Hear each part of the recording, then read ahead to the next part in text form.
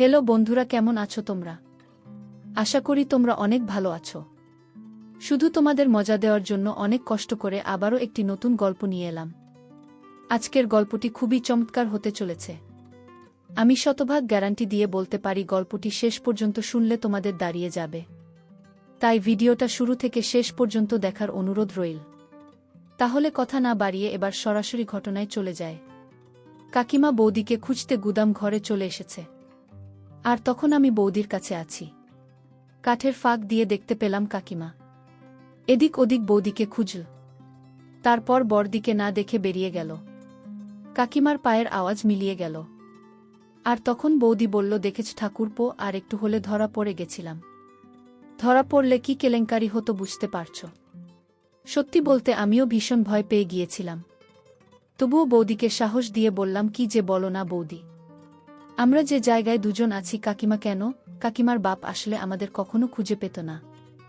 এখন তুমি তাড়াতাড়ি বাড়ি ফিরে যাও, আর আমি কিছুক্ষণ পরে আসছি।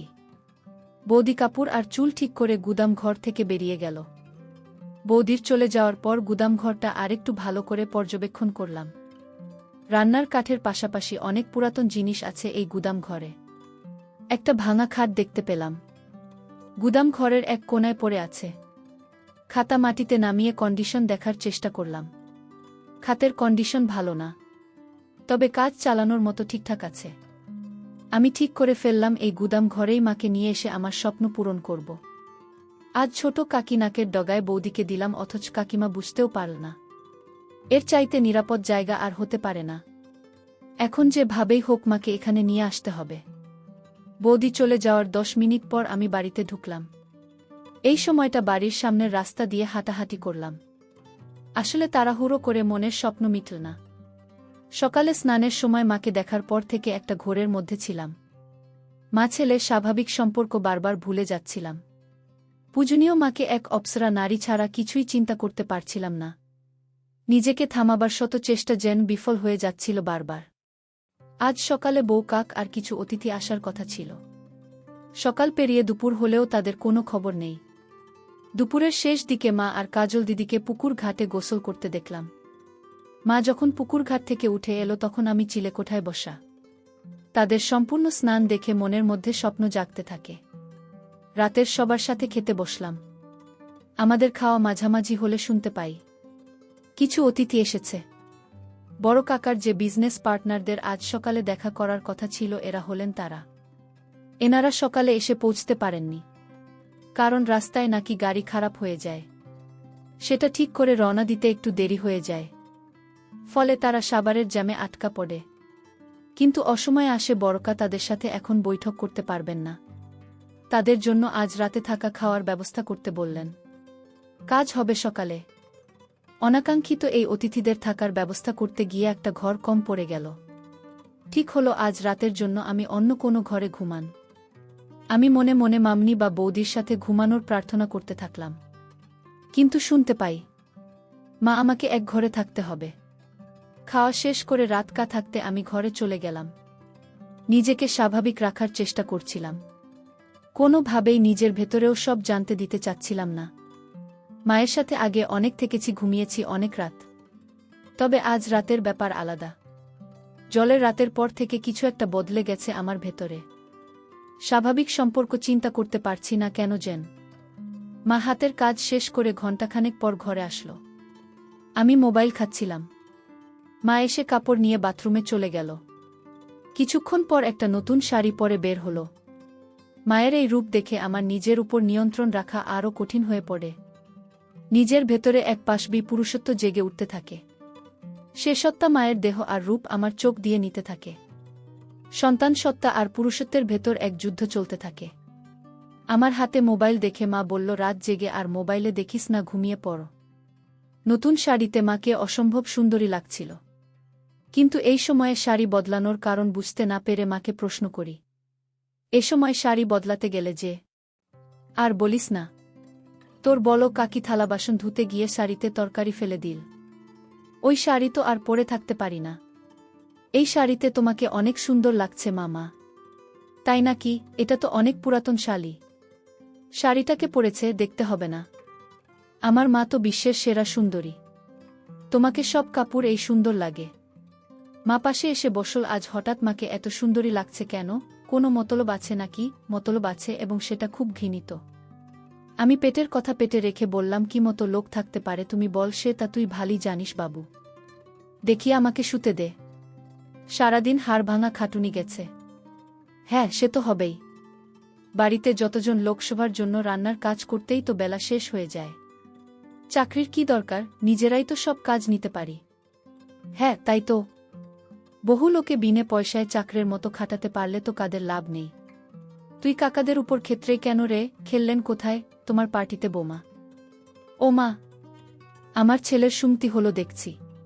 এই তুই সত্যি করে মতো লোকটা বলতো। আহ মা, তুমি তখন থেকে কি মতলব মতো লোক শুরু করলে বলতো? বলা নেই কওয়া নেই, আমাকে সুন্দরী বলছিস, হুট করে আমার সেবা করতে যাচ্ছিস। ব্যাপারটা কি? ব্যাপার কিছু না। আমি জলে পড়লে তুমি সেবা করেছিলে, সেখানে তোমার কি মতো লোক ছিল বল শুনি? তোমার মতো লোক থাকবে কেন? তুই আমার ছেলে, তোর অসুখে সেবা করব না আমি? তুমি ছাড়া আমার আপন কি আছে? আমিও তাই বলছি। তুমি ছাড়া আমার আপন কে আছে? তোমাকে যে অসম্ভব ভালোবাসি। মা ইমোশনাল হয়ে পড়ে আমার কথা শুনে আমাকে জড়িয়ে ধরে কাঁদতে শুরু করে। মায়ের ছোঁয়া পেয়ে এসময় পরাজিত হয় আমার সন্তান সত্তা। তখন আমি এক অন্য আমি হয়ে যায়। তীব্র লাল সায় মাকে ধরি। কিছুক্ষণ পর মা আমাকে ছেড়ে দিয়ে আমার কপালে হারিয়ে দিল। মায়ের চোখে কান্নার জল। আমি হাত দিয়ে মায়ের চোখের পানি মুছে দেয়। মাকে বলি, তোমার জন্য আমি আছি মা। তোমার কোনো ভয় নেই, কোনো দুঃখ নেই।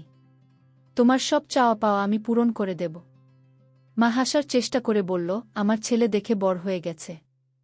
মায়ের দুঃখ কষ্ট বুঝতে শিখেছে। কিন্তু আমার কোনো ভয় নেই, দুঃখ নেই। আর নতুন করে চাওয়া পাওয়ার ইবা কি থাকতে পারে?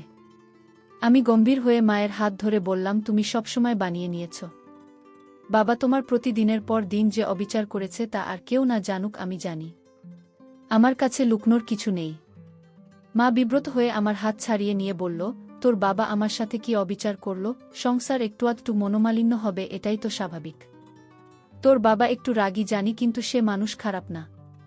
আমি মায়ের একটা গালে হাত দিয়ে বললাম, আমার জন্মের পরে বাবা তোমাকে ছুঁয়ে দেখেছে কি আদৌ? দিনের পর দিন তুমি বাবাকে পাবার জন্য বিছানায় ছটফট করতে মা লজ্জা পেয়ে যায়।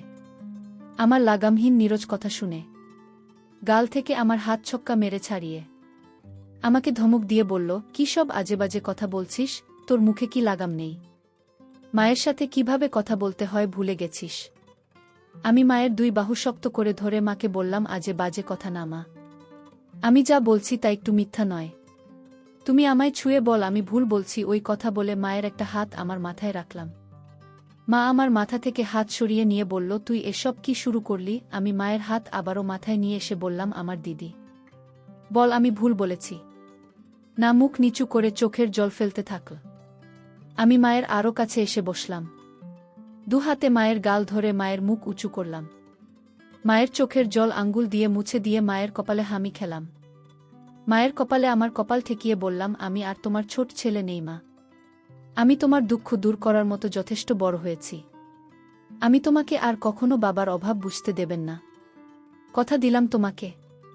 মা আমার দিকে বিস্ময়ে তাকিয়ে বলল, তুই কি বলতে যাচ্ছিস? তোর বাবা কিসের অভাব রেখেছে, আর তুই বাবার কোনো অভাব পূরণ করবি? এই অভাব বলে আমি হামি দিতে থাকলাম। মা ঘটনা আকস্মিকতায় স্তব্ধ হয়ে যায়। যখন বুঝতে পারে আমি কি করছি, তখন আমাকে দু হাতে ধাক্কা দিয়ে ঠেলে সরিয়ে দেয়। তুই এটা কি করলি? তুই কি জেনে বুঝে করছিস? তুই পাগল হয়ে গেছিস? মা তার চেহারা দু হাত দিয়ে ঢেকে কাঁদতে লাগল। একটু পরে মুখ তুলে আমার দিকে রক্তবর্ণ চোখ করে বলতে লাগল, দূর হও আমার চোখের সামনে থেকে। তোমার মতো কুলাঙ্গার জন্ম দেওয়ার আগে আমার মরণ হলো না কেন? যদি জানতাম তুই বড় হয়ে এই কাজ করবি, তাহলে তোকে ছোটবেলাতেই মেরে ফেলতাম। মা কথা শেষ করার আগেই আমি মাকে আবার দিই, আমি তোমাকে ভালোবাসি মা, অনেক ভালোবাসি। তুমি দিনের পর দিন বাবার অভাব অনুভব করেছ।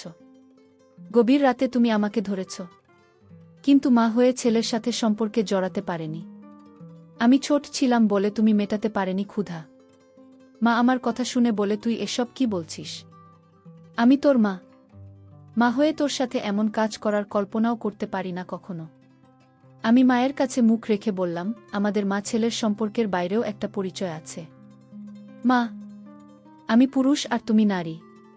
তুমি এতদিন নিজেকে সংযত রেখেছ, নিজেকে সতী প্রমাণ করার চেষ্টা করেছ, কিন্তু তার জন্য, যে লোকটা তোমাকে মানুষ বলে গণ্য করে না তার জন্য, তুমি যদি নিজের জন্য একবার হলেও ভাবতে তাহলে আজ তোমার জীবনে এত দুঃখ থাকত না, কখনো এত অবহেলায় থাকতে হতো না। মা আমার বুকে মাথা লুকিয়ে বলতে থাকে, কিন্তু তুই আমার ছেলে, আমি কখনো এত বড় পাপ করতে পারবো না, আমাকে ছেড়ে দে তুই। আমি নিজেকে আটকাতে পারছি না মা, তোমার ছোঁয়াতে আমি পাগল হয়ে গেছি, তুমি অপরূপ সুন্দরী, তোমার মা আমাকে পাগল করে দিচ্ছে।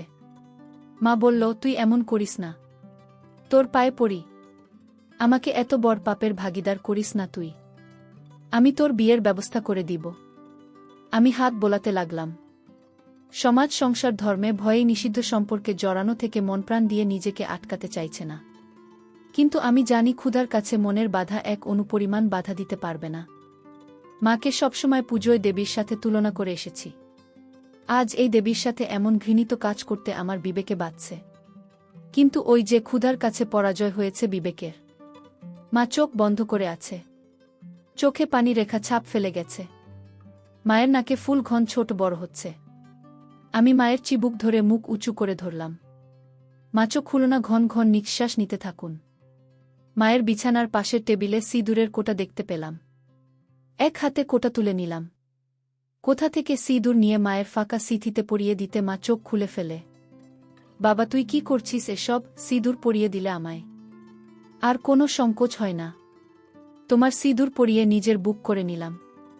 সিঁদুর পরালেই কেউ হয় না, সমাজের সামনে অগ্নিকে সাক্ষী করে 7 পাক ঘুরতে হয়, আজীবন সাথে থাকার প্রতিজ্ঞা করতে হয়। তুই আমাকে নিয়ে যা করতে চাচ্ছিস সেটা পাপ, তোকে বাধা দেবার ক্ষমতা আমার নেই। এই পাক তুই করিস না বাবা মার, আমাকে আর অশান্তি করিস না। আমি শাড়ির আঁচল তুলে মায়ের মাথায় ঘোমটা দিয়ে দিলাম। মায়ের চোখ অশ্রুতে টলটল করছে। আমি মাকে বললাম, তুমি আদর্শ মা, আদর্শ বউ, কিন্তু বাবা তোমার আদর্শ স্বামী হতে পারেনি। যে সমাজ এতদিন তোমাকে উপেক্ষিত করে দেখেছে, আমি মানুষের সমাজের নিয়ম। ঘরে জ্বলতে থাকা মাটির প্রদীপটা মেঝেতে রাখলাম।